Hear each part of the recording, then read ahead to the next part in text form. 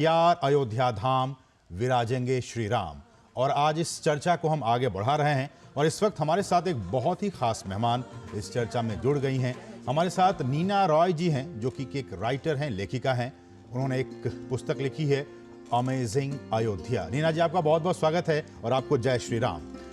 नीना जी, सबसे पहले तो यही आपसे हम जानना चाहेंगे कि जिस तरह से आपने जो किताब लिखी है अमेजिंग अयोध्या, तब की अयोध्या, आज की अयोध्या और भगवान राम की प्राण प्रतिष्ठा का समारोह आज अब से कुछ ही देर के बाद होने जा रहा है, कैसे आप देखते हैं आपकी नजरों में अयोध्या तब की और अब की, और ये सारी चीजें जो बदलाव आप देखी हैं, कैसे उसको बयां करेंगी आज आप? देखिए, मैं अयोध्या को बहुत समय से देख रही हूँ। अयोध्या पे मेरी रिसर्च बहुत पहले से हुई थी।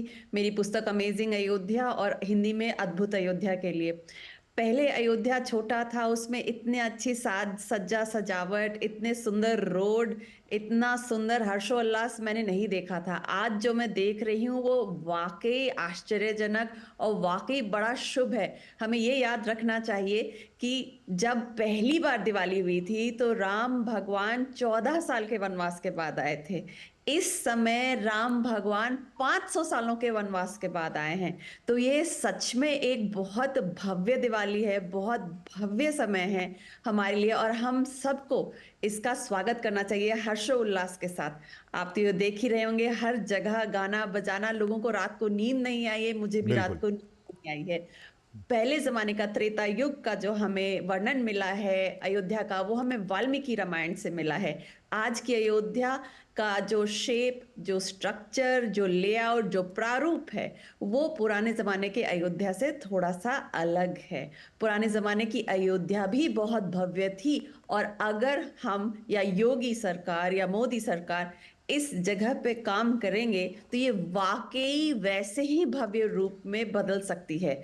और अयोध्या जो है वो हिंदुओं का सबसे बड़ा धाम बनने की पूरी कैपेसिटी रखती है, अगर इस अच्छे से संभाला गया तो। बिल्कुल बिल्कुल। नीना जी, जिस प्राचीन शहर की हम बात कर रहे हैं, इसका जी। आर्किटेक्चर, इसका डिज़ाइन, इसकी इमारतें, किस तरह से आप देखती हैं कि वो जो इसका प्राचीन तत्व है या उसकी भव्यता है, जो इसकी असली पहचान है, उसको भी इस बदलाव में, इस आधुनिकीकरण में कहीं ना कहीं उसको भी संरक्षित करने का एक जो प्रयास है, आज वही निकलकर सामने आ रहा है, उसको जी, उतनी खूबसूरती से आज जी। आ रहा है। वाल्मीकि रामायण में हमें ये बताया गया है, अयोध्या जो थी, अयोध्यापुरी, अयोध्या नगरी जो थी, वो सुविभक्तेन थी। तो जब मैं पहले जाती थी अयोध्या तो मुझे ये सुविभक्तेन नहीं दिखता था। सुविभक्तेन का मतलब है बहुत सुंदर तरीके से उसके जो सड़क थे उन्हें विभक्त किया गया था।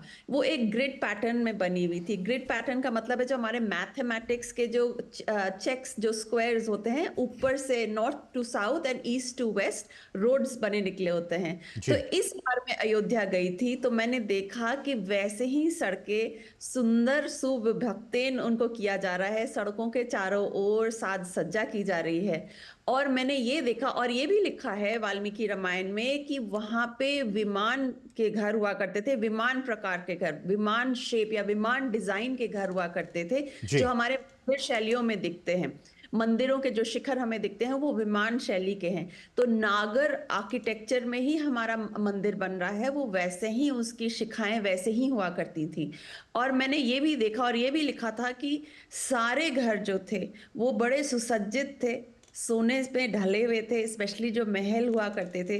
तो आज तो उतना सोना नहीं, पर अभी मैं दिसंबर एंड में गई थी, न्यू ईयर के एकदम पहले गई थी अयोध्या, और मैंने ये देखा कि अयोध्या में ऐसा मुझे कोई घर नहीं दिखा जहां पे तोड़ ताड़ हो करके या पेंट वाइट वॉश न हो रहा हो। सब अपने अपने घरों को सजा रहे थे, पेंट कर रहे थे, उसका वाइट वॉश कर रहे थे। और अयोध्या में ऐसे अनेक अद्भुत हमें विवरण मिलते हैं प्राचीन अयोध्या के। जी एक नीना जी। बहुत जी। जी।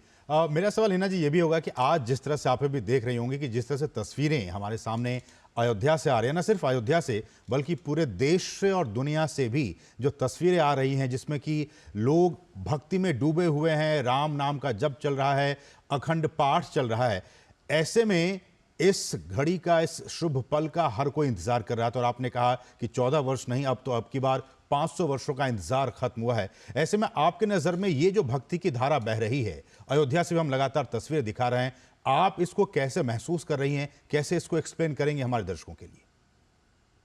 मैं इसे शब्दों से बयान नहीं कर सकती हूँ और ये बहुत लोगों को समझ में नहीं आएगी बात। जिसने राम नाम का रस, उसका स्वाद ले लिया, बाकी उसको किसी चीज में स्वाद नहीं आने वाला है।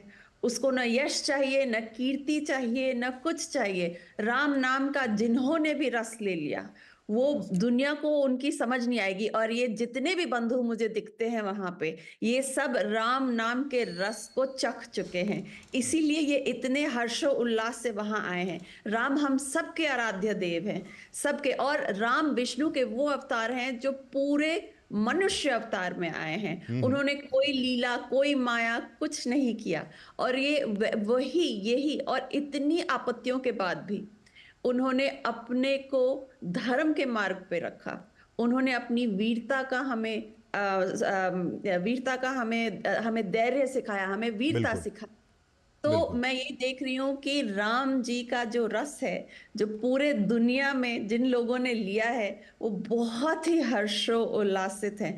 उनका दिल, दिमाग पूरा राम नाम से ही दैदीप्यमान है। क्योंकि आपने ये किताब लिखा है नीना जी, तो मैं आपसे ये भी जानना चाहूँगा कि अयोध्या का जो इतिहास है और जो इसका एक धार्मिक महत्व है अयोध्या का, उसने भारत की जो सांस्कृतिक एक पहचान है, कल्चरल आइडेंटिटी, उसको किस तरह से वैश्विक मंच पर स्टैब्लिश करने की, उसको स्थापित करने की कोशिश की, अगर आप इस पे रोशनी डाल सकें? अयोध्या को कैसे वैश्विक स्तर पे स्थापित करने की कोशिश की गई, आप मुझसे ये पूछ जी, रहे हैं? जी, बिल्कुल।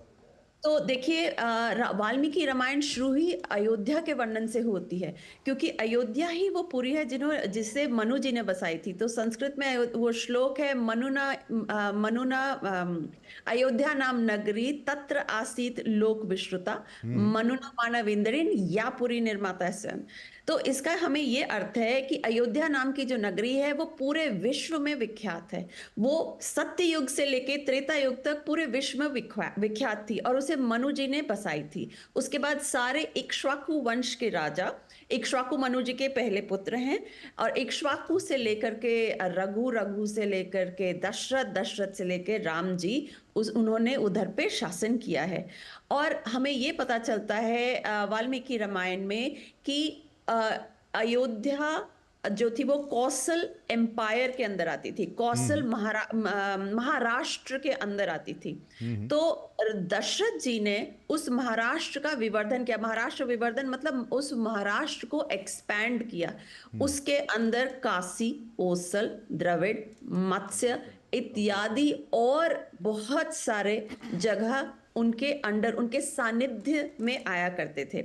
यहाँ तक कि वाल्मीकि रामायण में हमें दशरथ जी के बारे में ये लिखा गया है जी। कि उनके कोई भी वो शमितो अमित्र, उनके बारे में लिखा गया है कि वो कोई भी अमित्र, अमित्र में जो हमारा दुश्मन होता है, वो बिल्कुल। सारे दुश्मनों को शांत करके रखते थे।